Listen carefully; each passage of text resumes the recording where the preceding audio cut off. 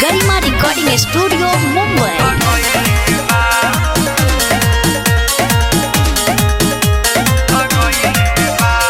नया सरकार में बनाया कानून, पुलिस प्रशासन अब एकर सुनी। अरे माई का बताइए, अरे नया सरकार में बनाया कानून, पुलिस प्रशासन अब एकर सुनी। अरे सुनो हो, अरे भइल बहाला टोला मुहाला, गाँव टोला गली गली छोइले बा माई रे। अरे कितना बताइए एकर खेला रे माई, हजारे अतिक्रम लगइले बा।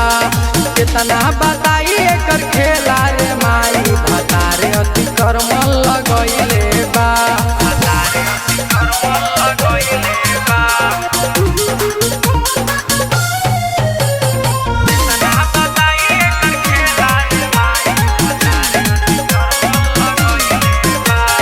दोसर के मरहते दोसर करे दखल, जाइए कनी के दूध रखल। अरे जियल हरान को दिल बारे माई, दोसर के मरहते दोसर करे दखल, जाइए कनी के दूध रखल। हई सुन लागे जाके ई कौनो बतइले बा। अरे माई, अरे कितना बताई एकर खेला रे माई, हजारे अतिक्रम लगइले बा। कितना बताई एकर खेला रे माई, हजारे अतिक्रम लगइले बा। अरे का बताई रे,